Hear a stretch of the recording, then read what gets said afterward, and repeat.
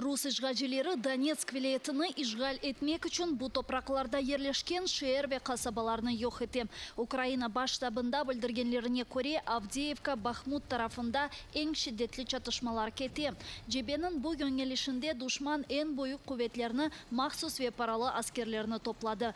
Geçenleri Ukrayna müdafaacıları Rusya'nın 20'den ziyade saldırısını toxtatıp oldu. İşgalciler gece kunduz toxtamayıp Donbas çöllerini askerlerinin cesetlerini doldurup ilerlemeye tırışam. En küçük ilerlemelerini ise Rusya propagandası büyük muvaffakiyet olarak takdim etti. На тимчасово зайнятих територіях в населених пунктах Заводівка, Горностаївка та Каїри Херсонської області окупанти зупинили трансляцію усіх українських телеканалів. Транслюють тільки російське телебачення.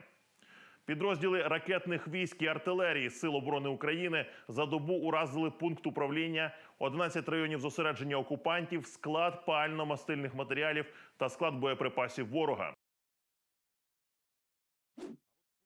Ахмеджитнің описханесі Украина мабуслері үшін işkence binasına çevrildi. Анда ато askerleri ve veteranlarını getirelер. Bu hafta Ukrinform matbuat vasıtasında Kırım Akkorçulaycı grupasının reisi Olga Skripnik bildirdi. Aytqanına göre Ukrayna'nın yanı işgal etilgen teritoriyalarından mabuslerini keçenleri açılgan Ahmedjit'nin ikinci opисханесіне keçireler. Mabuslerinin hiç kimse bağlanıp olamay, advokatlarını yollamaylar. Hatta formal devlet advokatını bile tayinleymeyler. Çünkü mabuslerге karşı cinayi davalar bile açılmadı. Спочатку їх катують російські військові або Росгвардія на новоокупованих територіях. Потім перевозять до Кримського СІЗО, де катують ФСБшники, щоб вони визнали провину. Це стосується усіх, і хто має адвоката, і хто його не має. Вони опиняються без жодної правової підтримки. Адже виходить, якщо немає кримінальної справи, то формально немає підстав для надання адвоката. Очевидно, що цих людей ховають від усіх, щоб не було відомо, що з ними робили. Skripnik'nin tasdiqlағанына көре бірінші колония мабуслеріні айрыжа вербовка етелер. Описхане хадимлері мабуслеріні Рус ордысына кіріп Украинаға қаршы женке кетмеге зорлай. Бұл күнге қадар муафақетлі олғанларына дайыр білгі олмаса да Skripnik хайдете. Описхане хадимлері бойлы теклефнен жидді жинайы давада қабатланған мабуслерге келе. Перші сигнали ми отримали у березні минулого року, коли громадяни України, які перебували на території РФ, повідомляли, що люди Пригожина вербують людей для участі у воєнних діях проти України. Keçenleri belli olğanına göre bir Kırım Tatar siyasi mabus Rustem Osmanov'nu Ukraynaga karşı cenkleşmek için verbovka ettiler.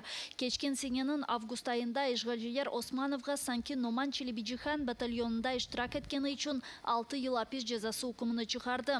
Onu Rusya'nın Ulyanovsk hapishanesinde tutalar. Andaki memuriyet onu Rus pasaportunu almağa ve Ukraynaga karşı cenkке ketmege zorlay. Kırım Akkorçulaycı grupasında aytqanlarına göre siyasi mabuslerinin вербовкасы шымдылық бір истиснаdır.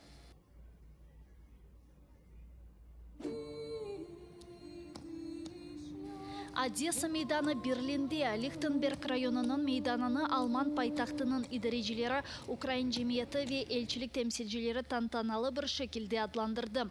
Rayon idareciliği bunu Ukrayna'nın birlikini temsil etken bir adım olarak adlandırdı. Odessa tarixi ise Almanya'nın pek bağlıdır. Ми вибрали Одесу з 3 причин. Тому що це серед інших одне з ключових міст оборони України, її визвольної боротьби за незалежність. Тому що це стратегічно важливий порт, а також тому, що мало знайдеться міст настільки багатонаціональних, як Одеса. Це місто з великою історією. Також ми хотіли продемонструвати свою солідарність з Україною. Ukrayna limanının Odessa adının Berlin meydanını adlandırma kararı da geçken sene avgust ayında alıngan edi. O günden beri debatlar başladı. Rayonda yaşayan 5000'den fazla Ukrayna cemiyeti Odessa sözünün bir S harfinin yazılması gerek olganını aytaydı. Alman tilinde ise adet üzere 2 S harfinin yazılaydı.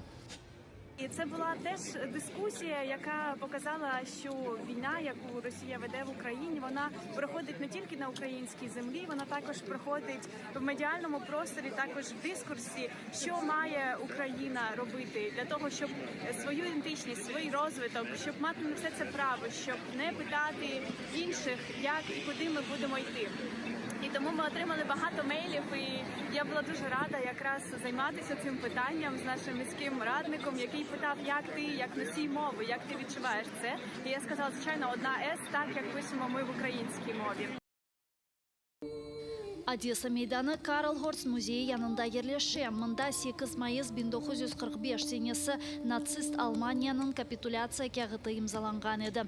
Берлинде хатырлайлар, құртырыжылар арасында бірчоқ украинлелер де бар еді. Бұл себептен Украин жемиеті Лихтенберг районында сөз ақына сайыптыр.